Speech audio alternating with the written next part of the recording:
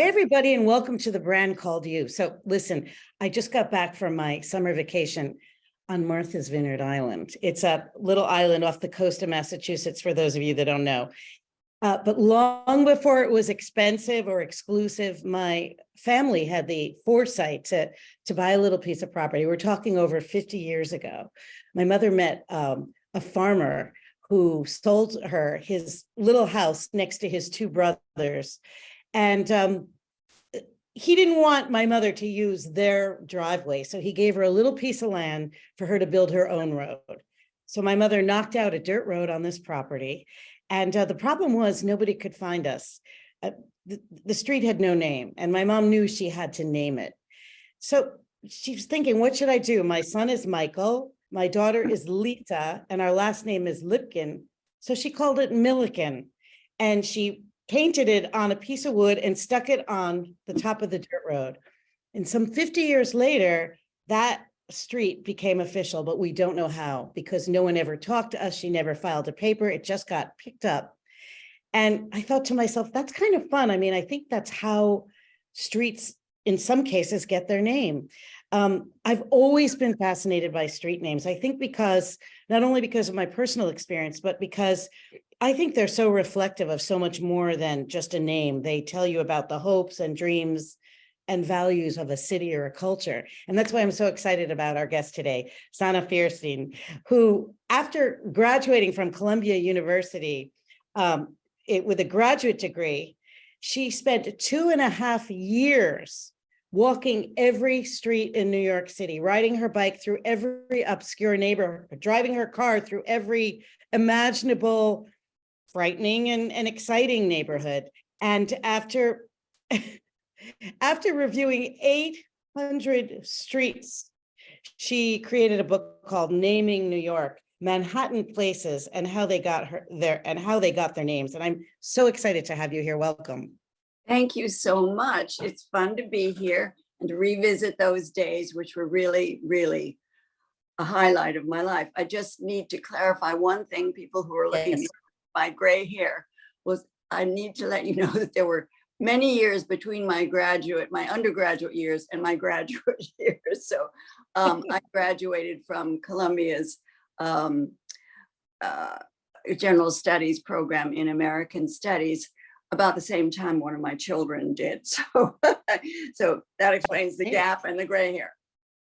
Well, it probably also explains why by the time you were ready to write this book, you had had some experience in life. You had had some experience with history and with New York City. I mean, I believe that you were living in New York City at the time, correct? When you started to come? Yes, I'll just cast back, if this is the time to do it, how I got really hooked on New York City and its names. When I was an early married person in my 20s, I had a friend who was way ahead of me in terms of interest in the city and its history. And he had always kind of fascinated me. And especially when he mentioned that the Bronx is the only borough that is, the name of which is preceded by an article. We don't have the Brooklyn, we don't have the Staten Island. And he said that's because the Bronx was someone's home. You would go and visit the Bronx. And the scales fell from my eyes. You mean all those names mean something? They tell you something about the city? And from that grew my ongoing interest in the city and its history, and the fact that the names actually reveal a lot about our city. Yeah, I mean, actually, it's funny, but I used to work at the Museum of the City of New York, and I would help bring history to life through storytelling. So I became passionate about the city stories, and of course, inevitably, some of those names came into being. And I was thinking about, you know, my when I first got to New York, I lived in Greenwich Village, which is in the lower part of the city, and my very first apartment was on Bank Street. I was like, oh, is this the bank of the river? And actually, as it turns out, I think you tell a very different story about its origins. Yes, it's quite telling when you realize that the city has a continual cycle of moving from downtown to uptown. That's part of it. The other part is connected to the yellow fever epidemic, which happened in the late 18th century. And development was concentrated in the lower part of Manhattan. That's where everyone's businesses and homes were. Yellow fever, they realized they had to get out of town, get away from the congestion of the lower part of Manhattan. And they moved to what is now Greenwich Village, which was indeed a village on its own and considered much more healthful because of the river breezes and more room between homes and businesses. So Greenwich Village came into being, and Bank Street, along with other businesses, banks moved uptown so that they could be useful to their clientele. And Greenwich Village is one of the few areas that has retained its quirky street arrangement. It doesn't fall within the grid, the 1811 grid at all. Which What's is the 1811? What's the Well, 1811? Just prior to 1811, the city fathers realized that development was extremely a great investment. So people were realizing that they needed to buy up land, and that the city fathers realized that they needed to organize this growth of the city. So they hired or created a commission to create the grid of the city, so that the sale of land could be organized. And of course, land was bought up hand over fist, but they organized it into a grid shape. And it was certainly not the first city that was organized in a grid shape. It happens that Manhattan was laid out so that there would be a certain number of lots, 25 wide by 100 feet deep on each so-called block. And they organized the city as far as about 155th Street because they could not imagine that development would go farther north than that. Well, as we know, it has gone farther north than that. Happily, they also realized that there needed to be a section set aside for greenery. So Central Park came into being, which is completely, I say off grid, because there's nothing that's natural in Central Park. It was all leveled and recreated. It's funny, there's a very famous building that John Lennon lived in called the Dakota. Yeah. And I heard it was called that because it was, is it 86th Street or wherever it was as if you were going to North Dakota? Is that true? Exactly. It is true. It was way uptown. Nobody would imagine being uptown.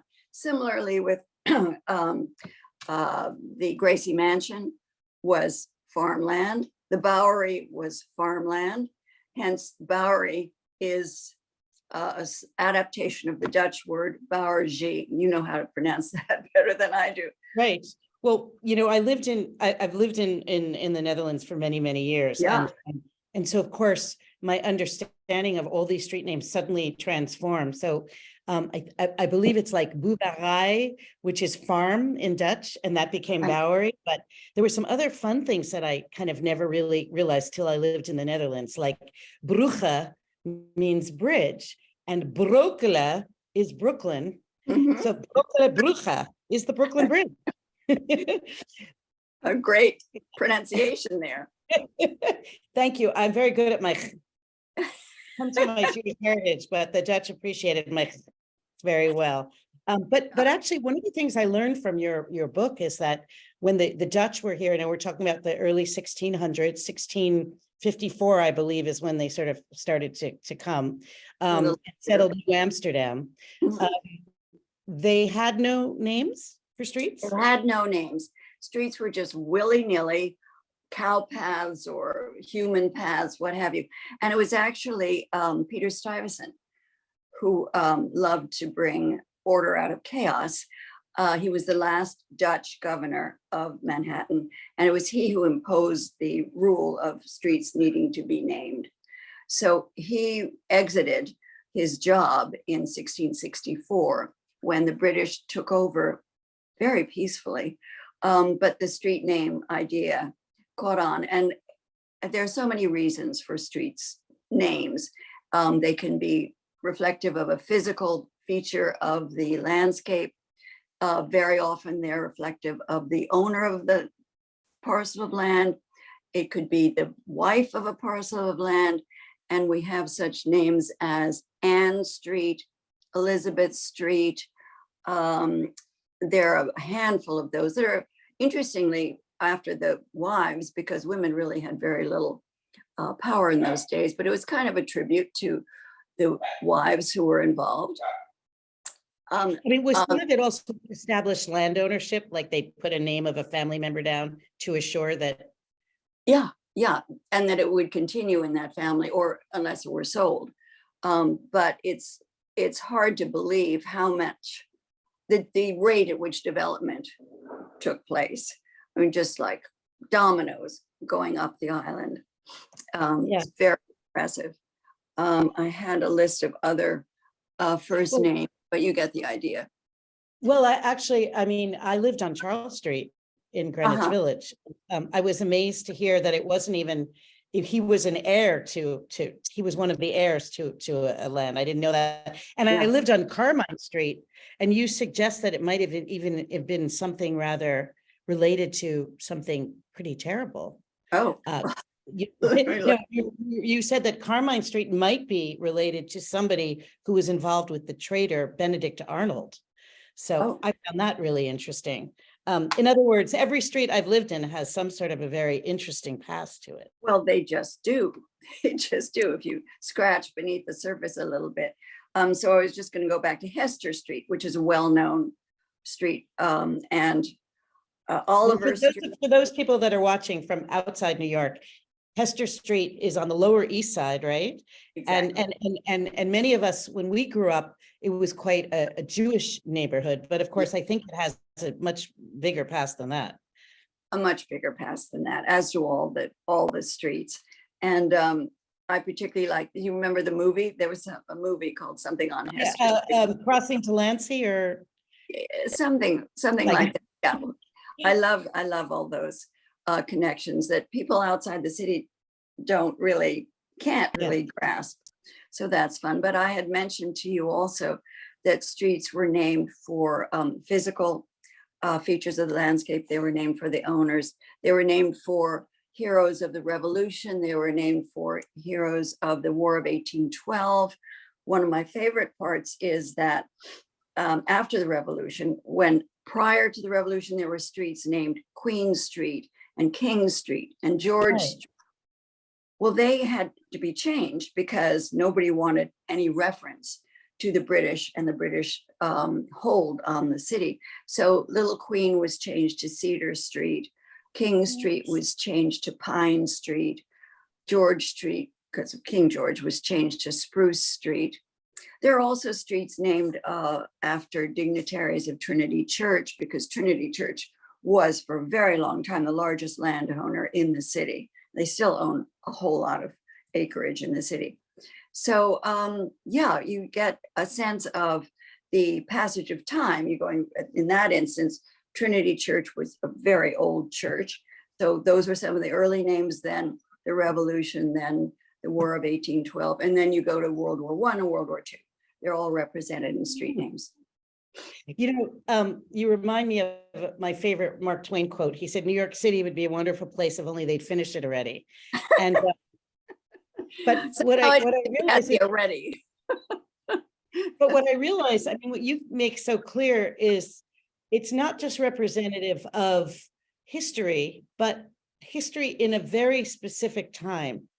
Mm-hmm. And it references a very, very specific time. Yeah. And from what I understand, though, that those street names can change as readily as they went up according to time. Well, yes. I mean, the post-revolution change is very specific to that period of time.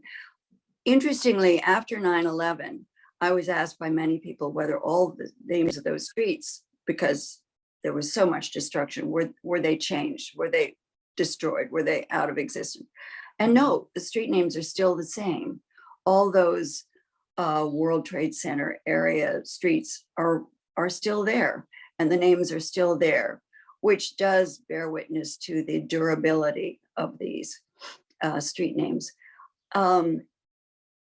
In that regard, you and I have talked about the add-on street names, which nobody knows who some of these people were. The add-on streets are things like Israel Bond's Way, or Isaac Bashevis Way, or Sharon Way, or street, or passage. And those signs are put up commemoratively through various channels, and they are supposed to stay up for 30 days. Well, they've stayed up for 30 years or more. My guess is they're only supposed to stay up for 30 days? Yeah, yeah. So you go through the channels of the city council, you go through your community board, ultimately you go to the mayor, it's approved, and the sign is put up and it stays there. I mean, my favorite one, as I've mentioned to you, perhaps, is Piotr Pinkasov Plaza, which is way uptown. And it is commemorative of a man named Pyotr Pinkasov, who was a refusenik in the 1970s. And there was a group in that area in Washington Heights who wanted to honor the Soviet Jewry and help them get out of Russia, come to this country, go to Israel. They put that sign up in the 70s. It's still there, and no one in the neighborhood knows who Pyotr Pinkasov was. So I went up there hoping to find some pedestrian who might have noticed the sign, but they've noticed it, they had no idea. Finally, some woman said, "Oh, you've got to call Rabbi Shlomo Kahn. He's the only one who will know who Pyotr Pinkasov was." So I did, and luckily I got Rabbi Kahn shortly before he died, and it was he who told me the story of Pyotr Pinkasov, and that sign has been there, well, now 50 years. Is it also just because of bureaucracy and laziness that people like a storage unit, you forget you have stuff in there? Oh, I think so. I think for sure. Yeah. That would be funny.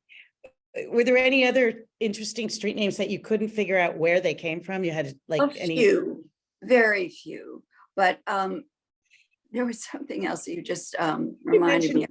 Oh, I know. Yeah. Sorry. In the course of this, I found myself, and now I don't recall why, in the office of the person who's responsible for giving addresses. Now, who'd have thought you had to get permission to name your building or identify your buildings as 500 Park Avenue, let's say? Well, you have to go to an office, and you have to, the architect and the building manager and the community board has to go to this office downtown and say, "Can we have this address?" And I was there at one time when the woman in charge, I'm sure she's no longer there, said, no, because the one around the corner is close to that number. You can't have that, but you can have this. There is somebody sitting there and the huge sheets of city plans. And this person decides, no, you've got to name it 573 or something. It's Who just knew? quirky. Yeah. In your book, you mentioned something about Loizata Avenue, a Latino name. You didn't understand. This is one of my top 10 favorites. Loizata is a part of Avenue C. And I came across that not knowing anything about it, but because of one of my sources, which was, I could name my sources, but this happened to be the municipal reference library in Chambers Street. And I found the minutes of the Common Council, and there was part of an application to change that part of Avenue C to Loizata. Well, Loizata, it turns out, is the Latino, the way a Spanish speaker would say Lower East Side, to Lower East Side. I mean, it's so wonderful. I just love that human touch. So that population did have a voice in what their street would be called. Well, I also love, the kind of way names have become a lot more politically correct. I was mentioning that I went to see a friend who had surgery at the hospital for special surgery, yeah. And the plaque on the ground floor that says formerly known as the New York Asylum for the Ruptured and the Crippled. And I wondered if there are other, if there are other name changes that had to be made, because it didn't sound so nice. Right. Well, I think the area that comes to mind is the Upper West Side, which the north-south avenues west of Central Park were numbered, as all the north-south avenues are, but they were 10th, 11th, 12th avenues. And in deference to real estate sales, those avenues were changed from 10th to Columbus, from 11th to Amsterdam. These are names that are much more redolent of city history and much more, let's say. So if you were thinking of buying a building or a lot on an avenue, you'd probably rather have it be 1300 Amsterdam than 1300 10th Avenue or something like that. So that's a reason that names were changed to be more acceptable, so to speak. And we also know about the area that's currently known as Clinton or Chelsea, which started off as the Tenderloin, because that area was the Tenderloin because it was so dangerous, so many gangs and so much violence, that police who were patrolling it and taking bribes and giving protection thought it was such a rich area to work in that they called it the Tenderloin, because with the money that they were able to earn through various means, they could then buy tenderloin beef. And then it was Hell's Kitchen pretty much at the same time because of the danger of living and working there. And then again, for the purposes of real estate sales, it was Clinton after DeWitt Clinton, and now Chelsea. And I think some of things have to do with reminding the person who's buying the land, the purchaser, of where they came from. So Chelsea reminds you of London. And there are other areas that seemed, well, Greenwich Village. Greenwich Village reminds you of Greenwich, England. It's nothing to do with Greenwich, Connecticut, but they're sort of familiar in their resonance.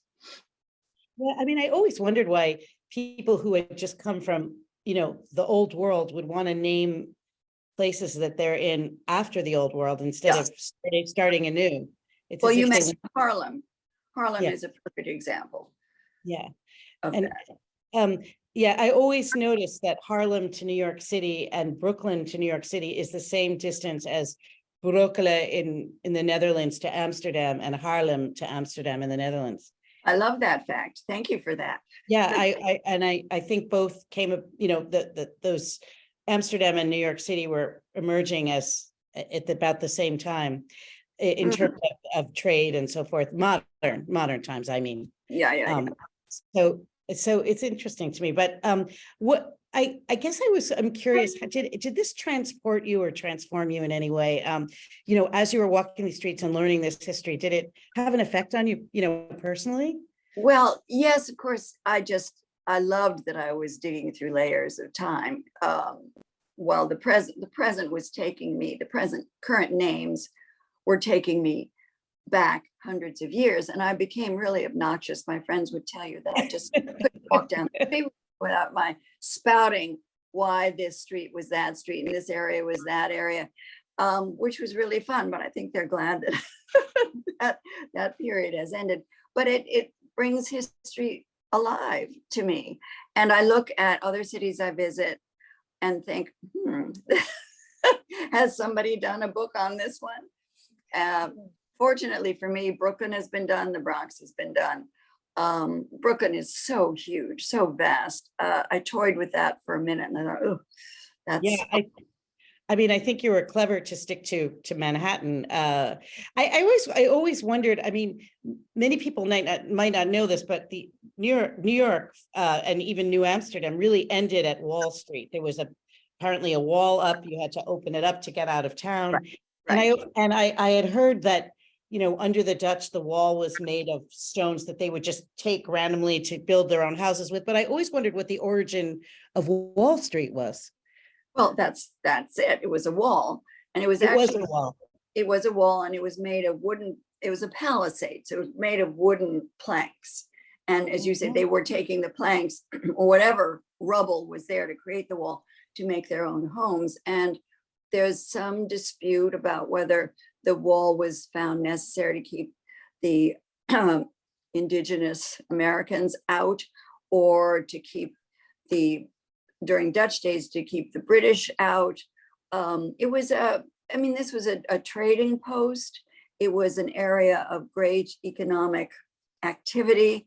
So there are many reasons that they might have wanted to keep encroachers away in their own safety. I mean, there were famous Indian and settler battles that were bloody and unpleasant. So it wasn't just that they wanted the land back. There was also an economic incentive. Oh, and I know that one of the main thoroughfares was Broadway. Right. What's the story with that? Well, it was named Broadway because it was broad. It was simply the width of the street. And it's one of the ones that remains an important thoroughfare in our city. And it's quirky because it follows what was an Indian path. And same thing with the Bowery 3rd Avenue.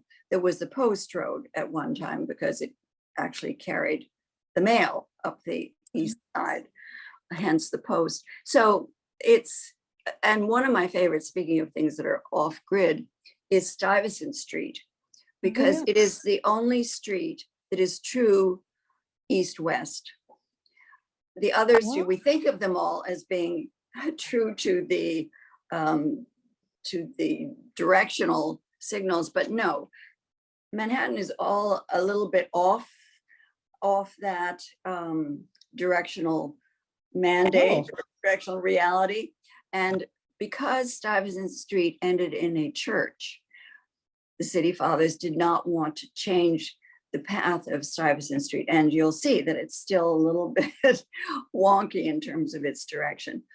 And that was, of course, that was recently near there. And I was just there recently visiting my I also feel like you get an idea of how much water there must have been in Manhattan, because I lived near Hudson Street at one point, and there's so many streets that allude to water. I mean, is that true? Well, yes. Actually, just to go back 1 second, the grid was aligned with the Hudson River. So that was what dictated those lines. But yes, well, there's Canal Street, which was a canal. There's Broad Street, which was a canal, made into a canal. There's College Pond, which is down by the courthouse, which is where Canal Street ran through. Minetta Lane refers to a brook underneath that parcel of land that is still there. So structures on those, on those thoroughfares have some sinkage problems.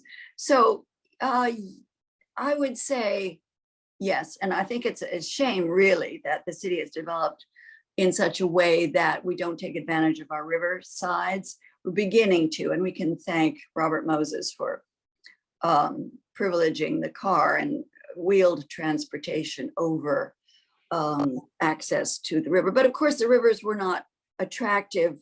Their borders were not attractive. There were factories that would empty all their refuse into the East River in particular, and the West Side had enormous amounts of shipping. So it's really only in recent century, I would say, that those